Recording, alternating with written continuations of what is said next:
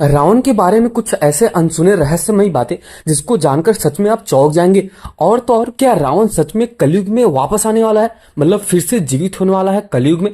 तो चलिए फिर इसके बारे में जानते हैं। वीडियो में अंत तक बने रहे। वीडियो अगर पसंद आया तो वीडियो को लाइक करना और चैनल को सब्सक्राइब तो अवश्य करके जाना। वैसे तो रावण इतना ज्यादा शक्तिशाली था, इतना ज्यादा ताकतवर था कि उसने इंद्र को भी नहीं छोड़ा था। वही रावण जो वेद और शास्त्रों का ज्ञाता और महापंडित माना जाता था। अश्विन मास के दिन प्रभु श्री राम ने रावण का वध कर दिया था और उसके बाद आज तक कोई रावण पैदा नहीं हुआ। और अभी ऐसा भी होता है कि रावण अपने बच्चे का नाम भी कोई नहीं रखता। सोचो, इतना डर था और इतना खौफ था। तो चलिए फिर अभी हम ये जानते हैं कि रावण के द्वारा लिखी गई सारे ग्रंथों के बारे में। रावण ने ही भगवान शिव तांडव स्रोत लिखा था। रावण संहिता, 10 शतकात्मक अर्घ प्रकाश, 10 पलटात्मक उंडी संत्रक, कुमार तंत्र, नाड़ी परीक्षा नामक ऐसे ऐसे ग्रंथ लिखे थे। और ऐसा भी कहा जाता है कि रावण ने ही अरुण संहिता, अंक प्रकाश, इंद्रजाल और प्राकृत कामधेन, प्राकृत लंकेश्वर और रावणीयम आदि पुस्तकों की रचना भी की थी। तो अभी हम जानते हैं रावण के द्वारा खोजी गई कुछ ऐसी रहस्यमयी चीजें के बारे में। रावण हर समय खोज और आविष्कार को ही महत्व देता था। जैसा कि मैं आपको बताना चाहूंगा कि वह हर नए अस्त्र शस्त्र और यंत्र बनवाता रहता था। ऐसा भी कहा जाता है कि वह स्वर्ग की सीढ़ियां भी बनवाने में दिलचस्पी रखता था। वह स्वर्ग में से सुगंध निकलने इसके लिए भी प्रयास करता था। रावण की अपनी वेशधाला थी जहां तरह तरह की आविष्कार होती ही रहती थी। खुद रावण ने भी उसकी वेदशाला में दिव्य रथ का निर्माण किया था। कुंभकर्ण अपनी पत्नी वज्रज्वाला के साथ अपनी प्रयोगशाला में तरह तरह के अस्त्र शस्त्र और यंत्र बनाने में लगे रहते थे, जिसके चलते उसको खाने पीने की सुध भी नहीं रहती थी। अब ऐसा कहा जाता है कि कुंभकर्ण की यंत्र मानव कला का ग्रेट इंडियन पुस्तक में और विजार्ड आर्ट का दर्जा दिया गया था। अब ऐसा भी माना जाता है कि इस कला में रावण की पत्नी ध्यान मालिनी भी पारंगत थी। मतलब वो तो रावण तो बनाता ही था, उसके साथ ही साथ जो उसकी पत्नी थी, रावण की बहुत सारी ऐसी पत्नी थी। आपने तो शायद खाली एक ही सुना होगा जो मंदोदरी है, लेकिन रावण की बहुत सारी पत्नी थी, जिसका पहला नाम तो आता है कि ध्यान मालिनी। वो भी पारंगत थी अस्त्र शस्त्र और कई ऐसे यंत्र बनाने में। अब ऐसा भी कहा जाता है कि जो रावण की पत्नी थी ये मंदोदरी थी, बट उसके बाद बहुत सारी ऐसी पत्नी आई थी।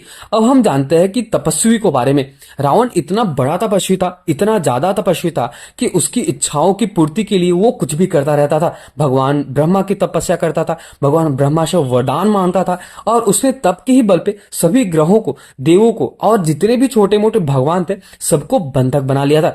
हनुमान जी ने, यहां तक कि जब हनुमान जी लंका में जाते हैं माता सीता की खोज के लिए, तब हनुमान जी स्वयं शनिदेव को रावण के बंधन से मुक्त करते हैं। तब वहां पे शनिदेव जी है, उनका मुक्ति होता है और शनिदेव अपने जगह पे जाते हैं। अब हम बात करते हैं रावण की ज्ञाता के बारे में। रावण को किस किस विषयों में ज्ञान था। रावण कवि था, संगीतकार था, वेदज्ञ था। इसके साथ ही साथ वो आयुर्वेद का भी बहुत ज्यादा ज्ञान रखता था। रावण को रसायनों का भी बहुत ही अच्छा खासा ज्ञान था। अब ऐसा माना जाता है कि रसायन शास्त्र के इस ज्ञान के बल पर उसने कई ऐसे अचूक शक्तियां भी हासिल की थी और उसने कई शक्तियों के बल पर अनेक चमत्कारी कार्य संपन्न कराए भी थे।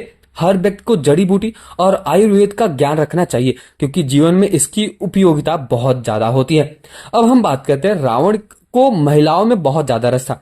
जैसा कि मैं आपको बताना चाहूंगा कि रावण की एक ही पत्नी के बारे में आपने सुना होगा और मैंने आपको एक बताया धान्य मालिनी, लेकिन रावण को बहुत सारी औरतों और महिलाओं से भी बहुत ज्यादा प्रेम रहता था, इसलिए उसने बहुत ज्यादा शादी की थी। रावण की पहली पत्नी का नाम मंदोदरी था जो कि राक्षस राज मयासुर की पुत्री थी। दूसरी का नाम मैंने आपको पहले ही बताया धान्य मालिनी, और तो और तीसरी पत्नी का नाम अज्ञात है। अब ऐसा कहा जाता है कि रावण ने उसकी हत्या कर दी थी। रावण ने अपनी पत्नी की बड़ी बहन माया पर भी वासना युक्त नजर रखी थी। इसके अलावा रावण ने भगवान विष्णु भक्त तपस्विनी वेदवती की शील भंग करने का प्रयास भी किया था, जिसके चलते उन्होंने अपनी देह त्याग दी और रावण को श्राप दिया कि एक स्त्री के कारण ही तुम्हारी मृत्यु हो जाएगी। और इसी मान्यता के अनुसार उसकी युवती ने माता सीता के रूप में जन्म लिया था। वाल्मीकि रामायण के अनुसार विश्व विजय करने के लिए जब रावण ने स्वर्ग लोक पहुंचा तो उसे वहां रंगा नाम की अप्सरा दिखाई दी। अब ऐसा कई पुराणों में पता चलता है कि रावण ने रंभा को पकड़ लिया। तब अप्सरा रंभा ने कहा कि मुझे इस तरह स्पर्श ना ही करे आप, मैं आपके बड़े भाई कुबेर के बेटे नल कुबेर के लिए आरक्षित हूँ। मतलब उसका उनका ऐसा कहना था कि जो आपके बड़े भाई कुबेर है उनका जो पुत्र है मैं उनकी हूँ, आप मुझे ऐसे टच ना करे, ऐसा मुझे स्पर्श ना करे, इसलिए मैं आपकी पुत्र वधू के समान हूँ। लेकिन रावण ने उसकी बात नहीं मानी और रंभा से दुराचार करने लगा। इस बात का ज्ञात जब नल कुबेर को हुआ तो अब नल कुबेर ने रावण को श्राप दे दिया कि आज के बाद रावण किसी भी स्त्री की इच्छा के विरुद्ध अगर वो स्पर्श करेगा तो उसका पूरा जो शरीर है वो नष्ट हो जाएगा, जलकर राख हो जाएगा। अब हम बात करते हैं रावण के शव के बारे में। अगस्त 1971 में एक बौद्ध भिक्षु ने दावा किया था कि एक पर्वत शिखर पर बने सुदृढ़ किले में रावण की शव अपनी पूर्व अवस्था में भी अभी भी सुरक्षित रखी हुई है। मान्यताओं के अनुसार रेगला के भयानक जंगलों के बीच एक विशालकाय पहाड़ी पर रावण की एक गुफा पाई गई है। रेगला के इलाके में रावण की यह गुफा लगभग 8,000 फुट ऊंचाई में स्थित है। अब ऐसा भी माना जाता है और ऐसा कुछ लोग वहां पे जो रहते हैं वो दावा ऐसा करते हैं कि जहां 18 फुट लंबे ताबूत में मतलब एक मम्मी के रूप में रखा गया है रावण का शव। इस ताबूत के चारों तरफ कुछ लगा हुआ है इस खास लेप, और जिसके कारण यह सबूत हजारों सालों से मिलता आ रहा है। जैसा कि मैंने आपको एक पहले वीडियो में भी बताया था कि जब रावण की मृत्यु हुई थी तो इसका जो जलाने का जो कार्यभार है वो विभीषण को दिया गया था, लेकिन विभीषण राजगद्दी के चक्कर में सब कुछ भूल गया। तब रावण के शव को नाग कुल के लोग लेके गए थे। अब नाग कुल के लोगों को ऐसा मान्यता था या फिर उनको ऐसा ज्ञात था कि रावण कभी ना कभी वापस से जिंदा होगा, इसलिए उन्होंने सारे मिल के रावण की जो शव थे उसको मम्मी के रूप में रख दिया था। वही अभी यहाँ पे कुछ मिलने का आशा होता है। रावण एक ऐसा महापंडित था जिसने एक संप्रदाय भी रचा था। आचार्य चतुर्सेन द्वारा रचित बहुचर्चित उपन्यास वयम रक्षामः तथा पंडित मदन मोहन शर्मा शाही द्वारा 3 खंडों में रचित उपन्यास लंकेश्वर के अनुसार रावण भगवान शिव का परम भक्त था। यम और सूर्य तक को अपना प्रताप झेलने के लिए विवश कर दिया था। प्रकांड विद्वान और सभी जातियों को समान मानते हुए भेदभाव रहित समाज की स्थापना करने वाला था। सुरों के खिलाफ असुरों की ओर से रावण थे। रावण ने आर्यों की भोग विलास वाली यक्ष संस्कृति से अलग सभी की रक्षा करने के लिए यक्ष संस्कृति की स्थापना की। यही राक्षस थे। अब ऐसा कहा जाता है कि रावण की जो 10 सिर थे इसके बारे में थोड़ा हम समझ लेते हैं। रावण के 10 सिर नहीं थे किंतु वह 10 सिर होने का भ्रम पैदा कर देता था। इसी कारण से लोग उसे दशानन कहते थे। जैन शास्त्रों में ऐसा उल्लेख मिलता है कि रावण के गले में बहुत ही बड़ी बड़ी गोलाकार 9 मड़ियां थी और ऐसा कहा जाता है कि उक्त 9 मड़ियों में उसका सिर दिखाई देता था। इसके कारण उसके 10 सिर होने का भ्रम होता था।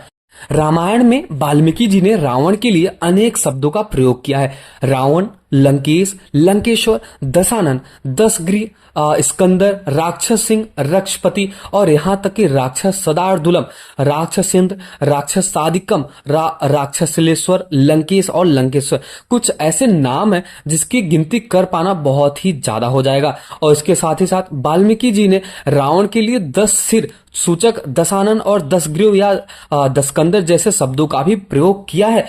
जहां यह प्रयोग किया जाता है कि वहां पाता है कि रावण अपने प्रमुख 9 मंत्रियों से घिरा हुआ बैठा रहता था।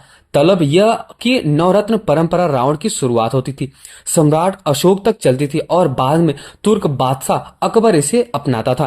अब हम बात करते हैं रावण के कुछ ऐसे मंत्री जिसने रावण की सहायता, मेघनाथ की सहायता से इंद्र को भी पराजित कर दिया था। उसमें सबसे बड़ा नाम आता है कुंभकर्ण का, उसके बेटे इंद्रजीत का, विभीषण का और महापार्श मतलब जो उसका भाई था उसका, और महोदय उसका ये भी भाई था, अक्षय कुमार जो उसका बेटा था, माल्यवान जो उसके नाना कहे जाते हैं, विरूपाक्ष जो माल्यवान का बेटा और रावण का सचिव था, और प्रहस्त मामा और प्रधानमंत्री भी माने जाते थे। हालांकि रावण के बारे में ऐसे अन्य प्रसंगानुसार जब रावण की घायल बहन शूर्पणखा रावण की सभा में जाती है तो वाल्मीकि जी ऐसा लिखते हैं कि रावण मंत्रियों से घिरा बैठा था।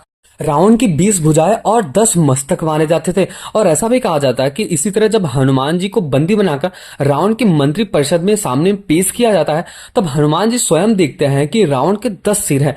किंतु ये बताना महत्वपूर्ण हो जाता है कि इसके ठीक पहली रात को जब माता सीता की खोज कर रहे थे हनुमान जी, तो रावण के घर में घुसते हैं और रावण को पहली बार देखते हैं तो वहां स्पष्ट रूप में बिना किसी भ्रम के शयन कक्ष में सो रहे रावण का एक सिर और दो हाथ ही देखता है। अब यह शोध का यह विषय हो जाता है कि रावण के सचमुच 10 सिर थे या फिर नहीं। तो इसका जो वर्णन है ये तो अभी मिला नहीं है, लेकिन कुछ ऐसे लोग हैं, कुछ ऐसा कहते हैं, और यहाँ तक कि वाल्मीकि जी स्वयं ऐसा लिखते हैं कि रावण के 10 सिर और रावण के 10 सिर और 20 भुजाएं थे। तो अगर आपको ये वीडियो पसंद आया हो रावण के बारे में जानकर, तो वीडियो को लाइक करना और चैनल को सब्सक्राइब तो अवश्य कर देना। और जाते जाते एक बार जय लंकेश तो लिख के जाना, और एक बार जय श्री राम और जय हनुमान जी लिख के जाना। मिलते हैं किसी और वीडियो में, और तब तक के लिए हमारे वीडियो में बने रहे। मिलते हैं किसी और वीडियो में। जय श्री राम।